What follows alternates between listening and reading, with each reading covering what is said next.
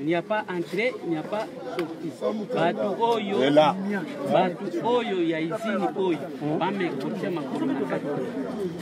Comme biso toza avec exécuté maloba ba continuer biso jusqu'à la nouvelle ordre ndem tangu bango ba kopesa ordre ya kofongola.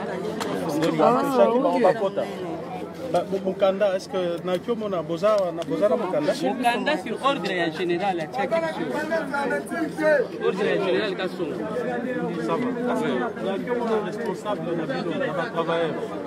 Responsable à travers. Responsable à travers. Merci. Commandant. Merci beaucoup. Ça va. Ok. Calmez-vous. Calmement. Qu'est-ce qui se passe? Parce que j'ai appris beaucoup de choses. Je suis venu m'enquérir de la situation. Oui, c'est depuis le mois d'août passé qu'un de nos silos s'est éclaté. Il y a eu mort. Je pense que ça doit être 4 personnes. On nous avait obligés de payer ces gens-là, donc les endommager. Et avec un montant à chacun, 75 000 $. L'entreprise avait accepté, nous avons donné un acompte de 25 000 $. Sur 100 000. C'était sur 100 000. On a négocié pour que ça se fasse d'une manière échelonnée. Mais nous étions surpris de voir d'abord c'était le parquet général qui avait fermé l'entreprise pour raison d'enquête. Après, le parquet général avait accepté et nous avait autorisé de rouvrir l'entreprise. Maintenant, Kimouta va écrire pour demander à M. le général de Kassoko d'arrêter toutes les activités dans cette entreprise. Et on n'a même pas accès dans nos bureaux. Aujourd'hui, nous sommes toujours dehors. Alors on se demande, dans ce pays, il n'y a pas là, quand la justice nous autorise de reprendre les activités, mais c'est le gouverneur, de quel droit il peut fermer? Donc il est au-dessus de la loi. C'est ça le vrai problème. Aujourd'hui, c'est vous avez la copie du jugement? On a tous les documents. On a tout.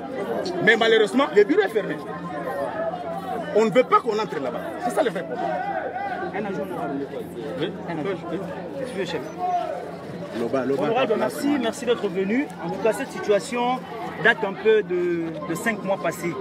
Vous voyez vous-même, nous sommes de responsables, pères de famille. Aujourd'hui, on nous met dehors injustement par une volonté des individus. Aujourd'hui, nous disons merci à Dieu parce que nous sommes déjà dans la 5e République, une république qui prône pour le droit et pour la justice. Notre feu papa, paix à son âme, le docteur Étienne Tshisekedi, a dit que le peuple d'abord. Voilà pourquoi nous nous avons appelé, pas comme étant un parti politique, mais d'abord comme notre interlocuteur. Étant donné que vous êtes l'élu du Moamba, que nous avons aussi voté. Vous étiez parmi ceux qui ont raflé beaucoup plus de suffrages lors des élections du décembre dernier. Alors, nous savons que nous déplorons ici. Nous avons le jugement qui a été rendu. La copie est là, les documents sont là par le parquet qui a autorisé Fab Congo de répondre de son bon fonctionnement. Mais ce qui nous surprend, on est là 2-3 semaines après, il y a des militaires qui viennent. Voilà, nous avons reçu l'ordre du gouverneur. Et pourtant, nous étions chez le gouverneur, nous, Fab Congo, avec toutes les parties en conflit, notamment la famille des victimes. Il y a un montant, comme venait de dire le chef, de 75 000 $ qui devrait être versé par chaque famille. Nous avons versé 25 000 $ la première tranche. On se préparait pour aller donner la deuxième tranche. Subitement, on a fermé, suspendu toutes les activités. Où sortira cet argent? Nous-mêmes, nous sommes victimes. Nous sommes à un jour de la fin du mois. Comment est-ce que nous allons payer? Moi, j'ai 4 enfants qui étudient. Pas seulement moi, toutes les familles ici. C'est pourquoi nous vous avons appelé pour venir prendre des connaissances et que notre voix soit soulevée jusqu'à la hiérarchie, que le président puisse s'impliquer. Nous ne sommes plus dans une république où la loi doit être manipulée, la justice, parce que M. Saleh de Pain Victoire réclame Fab Congo, parce que nous devons clamer tout haut. Parce que ce qui se passe est caché, mais nous devons le révéler, étant donné que vous êtes... Donc il veut assez que Fab Congo soit fermé pour que Mino Congo puisse fonctionner tout doucement. Mais pourtant, nous sommes dans une période où il doit y avoir la concurrence. Notamment Fab Congo est la 3e minoterie en République République démocratique du Congo. Après Midema, il y a eu Mino Congo. Aujourd'hui, c'est le temps de FAP Congo. Nous ne sommes qu'à une année, voilà ce qu'on nous impute comme injustice. C'est pourquoi nous vous avons fait appel pour venir vraiment vous investir et vous impliquer personnellement et avec l'implication du chef de l'État pour nous remettre dans nos droits. Les bureaux sont fermés. Comment est-ce que nous serons payés? Nos patrons sont dehors. Ce sont eux qui ont mis de l'argent pour le bon fonctionnement de cette entreprise. Ils sont absents. Comment est-ce que l'entreprise va évoluer? Voilà, en tout cas, merci beaucoup, honorable Jean-Paul.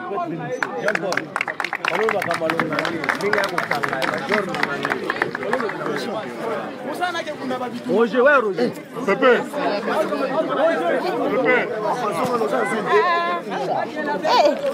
Cortine Kaboye, pardon. Pardon, hein. Pardon, je suis de service. De service de ta société.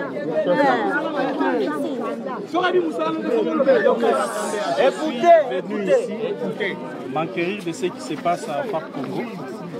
Parce que, comme vous le savez bien, je suis député national et cela se passe dans ma circonscription électorale.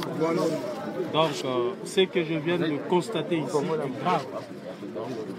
C'est grave dans le sens où je ne sais pas qualifier parce que moi-même je me dis nous sommes dans un état ou dans un non-état.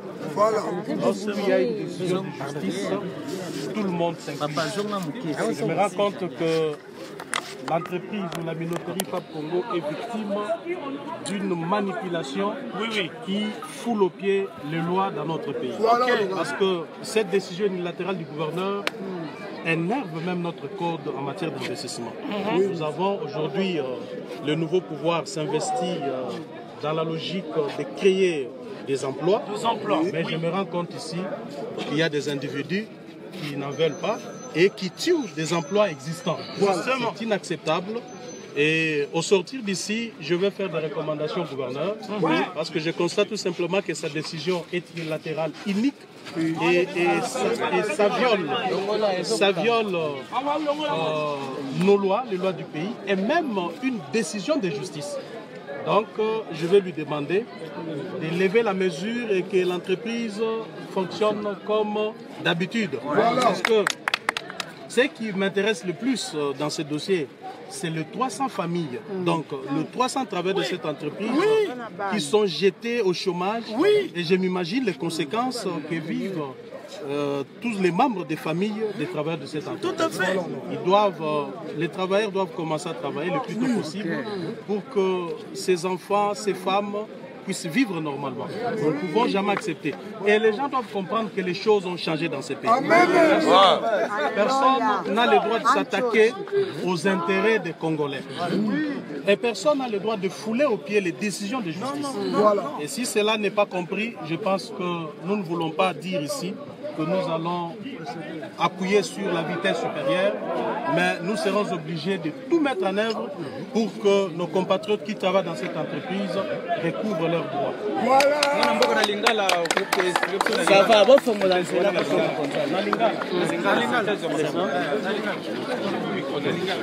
Voilà. Kaka ndenge bomoni na ye awa parce que nayokaki mbela ya bacompatriote na biso bazali kolela balobi ete gouverneur ya ville province ya Kinshasa akangi entreprise na bango d'autorité nayaki nanu kovérifie na bavérification na nga namoni ete ezali makambo moko tokoki kondima te ezali makambo ya soni ke na mboka na biso batu babanda kosaka na mibeko babanda kozwa décision en insécurité.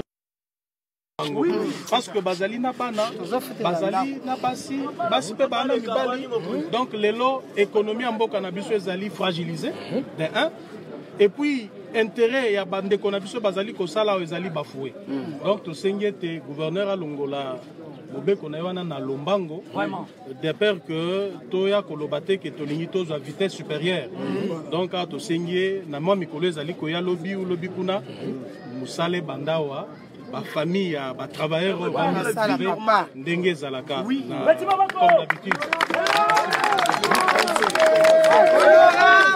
Roger, tout est le